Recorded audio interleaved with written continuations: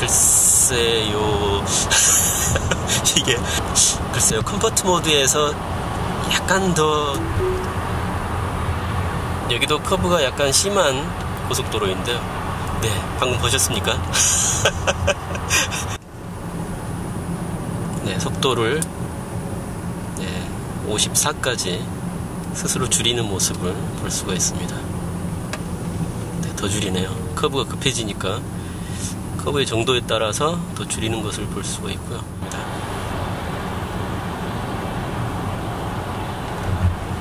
네, 차선이 사라지는 거를 인지하고 마지막 순간에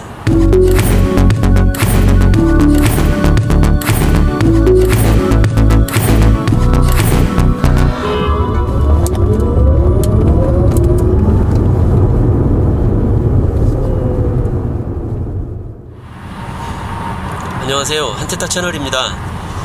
오늘은 오랜만에 또 오토파일럿을 다뤄보려고 하는데요. 테슬라 펌웨어 9.0이 현재 미국과 캐나다 유저들에게 배포가 되고 있습니다. 아시다시피 이 펌웨어 9.0은 메이저 업데이트라서요, 아주 많은 기능들이 개선될 예정으로 있습니다. 그래서 저도 9.0을 빨리 좀 받아보고 싶은데 아직 북미에만 배포가 되고 있고 우리나라에는 아직 배포가 되지 않기 때문에 아마도 제가 오늘 말씀드리는 이 오토파일럿이 8.1 버전 오토파일럿에 대한 마지막 리뷰가 아닐까, 이런 생각도 들긴 하네요. 왜냐면 9.0 펌웨어에서는 오토파일럿도 많이 바뀔 거라고 하기 때문입니다. 9.0 버전 업데이트를 한 외국 유저들 사례를 보면요, 이제 오토파일럿 카메라를 전방에 3대만 쓰는 게 아니고 8대의 카메라를 모두 다 사용하는 걸로 추측이 됩니다. 그래서 왼쪽, 오른쪽, 그리고 뒤쪽에서 다가오는 차량들도 모두 이 계기판에 정확하게 잘 보여주고요. 현재도 물론 앞이나 옆쪽 차량을 보시다시피 보여주고는 있지만 뒤쪽에서부터 보여주진 못합니다. 제 차량의 앞쪽으로 다른 차량들이 지나왔을 때만 보이기 시작을 하거든요. 지금 계기판에도 보시다시피 이제서 나타나기 시작하잖아요. 뒤에서부터 올 때부터 사실은 차량이 보여지기 시작해야 되는데요. 그런데 이런 문제가 9.0 버전에서는 개선이 된다고 하고요. 또 한 가지, 지금 모든 차량들이 똑같이 생겼습니다. 8.1 버전의 오토파일럿에서는요. 그리고 오토바이나 트럭 같은 것도 다 똑같은 차량 아이콘으로만 보여지는데요. 이제 9.0 버전부터는 트럭은 트럭 모양으로, 그리고 오토바이는 오토바이, 자전거, 또 보행자, 그런 것들을 모두 구분해서 실제 모습으로 보여준다고 합니다. 그리고 사각지대 경고 기능은 사각지대에 차량이 있을 경우에 차선을 변경하려고 깜빡이를 넣으면 차선이 빨간색으로 변하면서 경고를 해주고요. 물론 자동 차선 변경은 되지 않습니다. 사각지대에 차량이 있는 경우에는요. 그리고 모델 3와 비슷한 방식으로 모든 UI가 전체적으로 다 바뀐다고 합니다. 그리고 또 한 가지, 드라이브 온 내비게이션이라고 해서 이 고속도로에서는 거의 100% 완전 자율주행에 가까운 기능이 추가됐는데요. 그런데 막상 출시하려고 하다 보니까 아직 버그 같은 게 많은지 약간 미뤄졌습니다. 그래서 조금 더 다듬고 나서 나중에 이 드라이브 온 내비게이션 기능은 내놓겠다고 했는데요.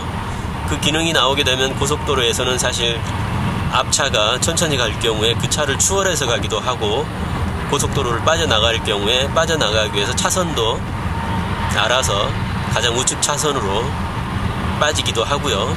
고속도로와 고속도로 사이를 혼자서 갈아타기도 하고요. 아무튼 고속도로에 들어와서부터 나갈 때까지는 운전자가 아무것도 하지 않아도 된다고 합니다.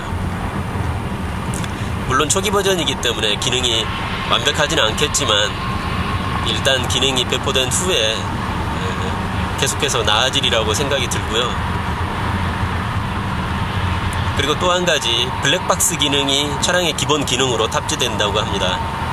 차량 제조사 중에 블랙박스 기능을 순정 기능으로 제공하는 차량이 있는지 제가 정확히 잘 모르겠는데요. 거의 없을 걸로 알고 있는데요.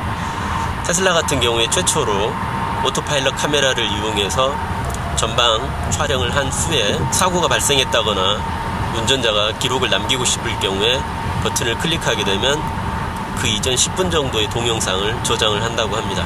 블랙박스와 비슷한 기능인데요. 아직은 주차 중 상시 모니터링 기능은 되지가 않는 것 같고요. 운행 중에만 촬영이 가능하다고 합니다. 이런 여러가지 기능들이 펌웨어 9.0에 개선되는 기능들인데요. 저도 빨리 받아서 바쁘게 리뷰하면서 여러분들한테 전달해드리고 싶은데 아직 미국과 캐나다를 제외하고는 펌웨어 배포가 되지 않고 있습니다. 빠른 시일 내에 좀 받아봤으면 좋겠습니다. 자, 그러면 오늘은 현재 오토파일럿 버전에 대해서 몇 가지 또 궁금한 점을 알아볼 건데요. 최근에 오토파일럿이 이 커브를 돌아나가는 능력이 많이 좋아졌다고 해서 그 부분을 한번 보도록 하겠습니다. 여기는 호남고속도로에서 천안고속도로 분기되는 도로이고요. 여기 커브가 꽤 좀 고속도로 치고는 커브가 심한 편입니다. 한번 시속 100인데요. 지금 이대로 그대로 커브에 진입을 해보도록 하겠습니다.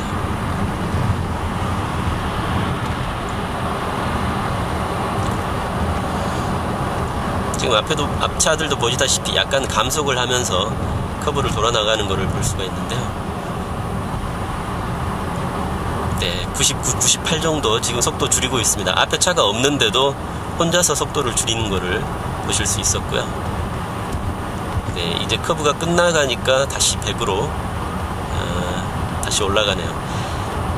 제 앞에 차선에 차량이 있을 때는 이 정확한 비교가 안 되는데요. 지금은 제 앞에 차량이 전혀 없는 상태에서 커브를 들어왔는데요.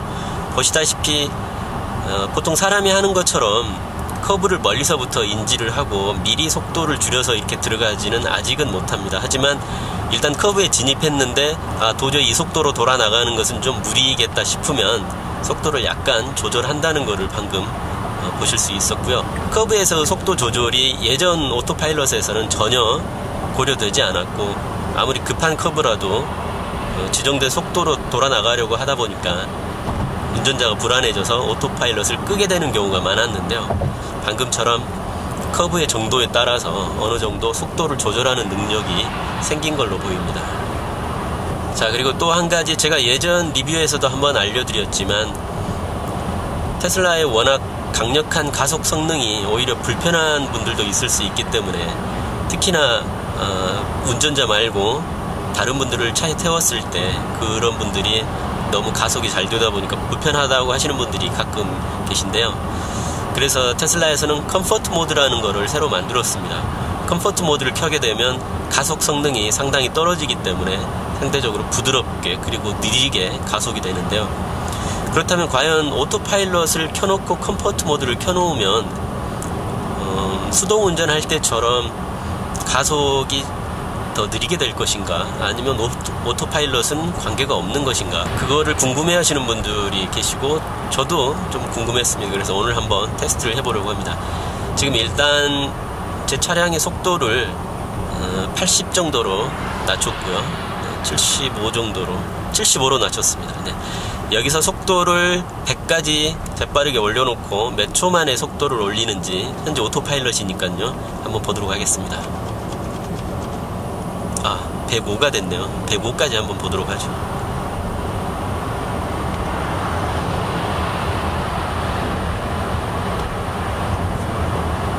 네, 마지막 103, 104, 105는 약간 더디게 속도가 올라가는 것을 보실 수 있는데요. 자, 그러면 컴포트 모드를 켜놓고 한번 테스트 해보겠습니다. 방금은 표준이었고요. 지금 컴포트 모드를 켜게 되면 보시다시피 계기판 위쪽에 컴포트라는 글자가 생기게 되는데요. 다시 75로 낮춘 다음에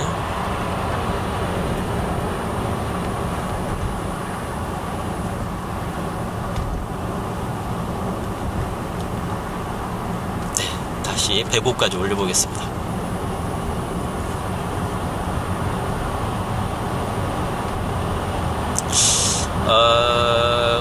글쎄요.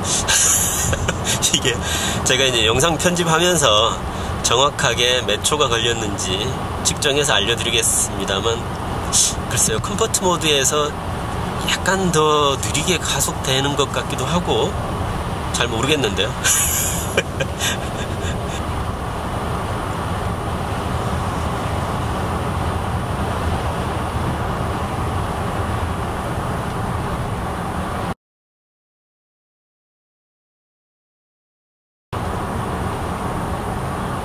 네, 일부러 지금 제가 전혀 개입을 하지 않아 봤는데요. 물론 오른쪽에서 들어오는 저 승용차를 사람보다 약간 더 늦게 감속하는 경향은 아직은 남아 있습니다만 그렇게 급하게 감속하지 않고 아주 부드럽게 대처를 하네요. 그렇지만 사람이라면은 저 차가 들어올 거를 미리 예측이 가능하기 때문에 속도를 좀 줄여주거나 그런 운전을 하게 되는데요. 아직은 오토파일럿이 완벽하지 않다 보니까 저 차가 제 차선으로 어느 정도 들어왔을 때 그때부터 감속을 하는 거를 볼 수 있습니다. 자, 그리고 또 한 가지 팁이라면 팁인데요. 이렇게 사용하는 분들도 많이 계실 텐데요. 현재도 고속도로에서 오토파일럿으로 주행할 때 쓰는 운전자 프로필을 따로 만들어 놓고 사용을 하고 있습니다. 여기 보시면 운전자 프로필을 이렇게 열어서 오파라는 프로필이 있는데요. 오파라는 프로필을 선택을 하게 되면 지금 화면상에 나오지 않았겠지만은 시트를 약간 뒤로 등받이를 좀 젖혀주고요. 왜냐면 제가 직접 운전을 하지 않고 차량이 운전을 하는 모드이기 때문에 저는 약간 더 느긋하게 등을 뒤로 편하게 젖히고 차가 얼마나 운전을 잘하는지 뒤에서 감시만 하면 되니까요.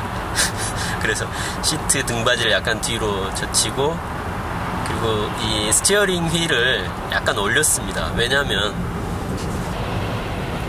보시다시피 이렇게 무릎으로 운전대를 잡고 갈 수 있는데요. 손을 이렇게 올린 상태에서 무릎으로 잡을 수도 있고 손을 살짝 떼더라도 계속해서 이 토크를 운전대에 보내주고 있기 때문에 운전대에 손이 없다고 해서 뜨는 경고가 이렇게 하고 가면 뜨질 않거든요. 그래서 오토파일럿으로 운행할 때에는 이런 식으로 운전대를 위로 살짝 올려서 무릎으로 운전대를 이렇게 잡고 가기 쉬운 상태로 만들어서 운행을 하고 있습니다. 그냥 이렇게 손은 다 뗐지만 깜빡이만 넣어줘도 차선 변경을 잘 하는 거를 보실 수가 있습니다. 차선 변경이 끝나면 깜빡이는 꺼줘야 돼요. 이게 좀 불편하긴 한데요. 모델 3 같은 경우에는 차선 변경이 끝나면 스스로 깜빡이를 끈다고 합니다. 모델 S나 모델 X도 모델 3처럼 방식이 좀 바뀌는 게 훨씬 편리할 것 같습니다. 네, 그리고 예전에 오토파일럿 중에 안전벨트를 풀게 되면 차가 결국은 정지한다는 것을 보여드린 적이 있는데요. 지금처럼 이런 고속도로에서 약간 고속으로 달릴 때 그럴 때도 마찬가지인지 한번 테스트를 해보도록 하겠습니다. 네, 지금 시속 110km 정도 되는데요. 벨트를 풀어보겠습니다. 네, 크루즈 속도 감소, 운전자의 벨트가 풀려있으면 속도가 줄어드는 걸 볼 수가 있는데요. 마찬가지네요. 네, 제가 다시 안전벨트를 맸습니다. 그래서 이런 경우 있잖아요. 여름에 너무 더워서 재킷을 좀 벗어야 되겠는데 그러려면 안전벨트를 풀어야 됩니다. 그럴 때 아마 벨트를 풀고 옷을 좀 벗어야지 이렇게 하셨다가 당황하는 분들이 계실 수 있습니다. 왜냐하면 경고가 계속 울리면서 차 속도가 계속 줄어들기 때문에요. 오토파일럿을 걸어놓고 운전자가 자리를 비운다거나 그런 것을 방지하기 위해서 아마 안전을 위해서 이렇게 해놓은 것 같고요. 그리고 차량 주행 중에 트렁크를 열 수 있는지 궁금해하는 분들이 계시던데요. 저도 궁금하기도 하고요. 지금 오토파일럿 주행 중인데 트렁크를 열리지 않습니다. 전혀 반응이 없고요. 오토파일럿을 끄고 수동운전 중에도 열리지 않습니다. 그러니까 주행 중에는 트렁크를 열 수 있는 방법이 없고요. 키뿐만 아니고 스마트폰 앱으로 트렁크를 열려고 해도 메뉴가 비활성화되어 있기 때문에 열 수가 없었고요. 그리고 센터 스크린 메뉴에 트렁크 여는 메뉴도 비활성화되어 있기 때문에 주행 중에는요 열 수가 없습니다. 그럼 오토파일럿 중에 차량 문을 열면 어떻게 될까요? 약간 위험하긴 한데 활짝 여는 건 아니고 살짝만 한번 운전석 문을 열어보도록 하겠습니다.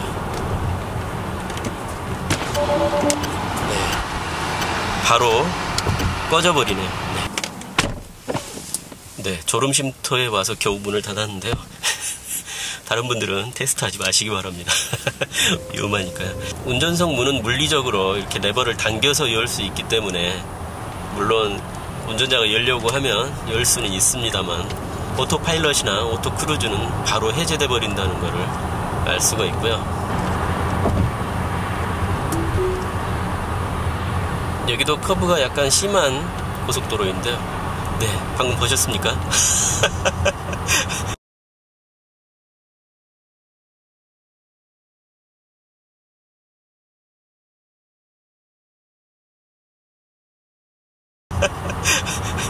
운전자들한테 방향을 쉽게 찾을 수 있게 그려놓은 안내선을 방금 차선으로 오해하고 살짝 핑크색 선을 차선으로 오해하고 따라갈 뻔했어요. 근데 제가 전혀 개입하지 않았거든요. 근데 바로 다시 정신 차리고 원래 차선으로 돌아오는 걸 볼 수가 있네요.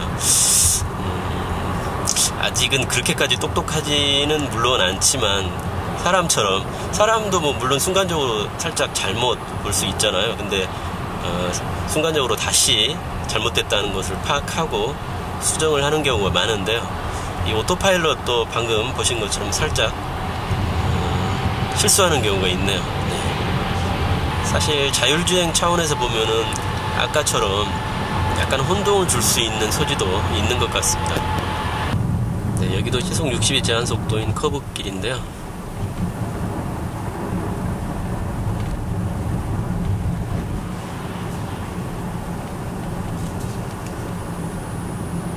네, 속도를 54까지 스스로 줄이는 모습을 볼 수가 있습니다. 네, 더 줄이네요. 커브가 급해지니까 커브의 정도에 따라서 더 줄이는 것을 볼 수가 있고요. 아마 이제 커브가 풀리면 또 속도를 내기 시작할 것 같습니다.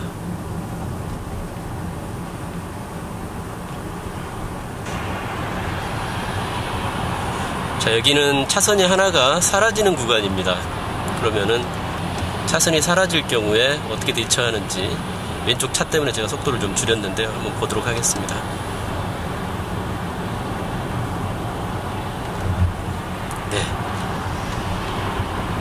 네, 보시다시피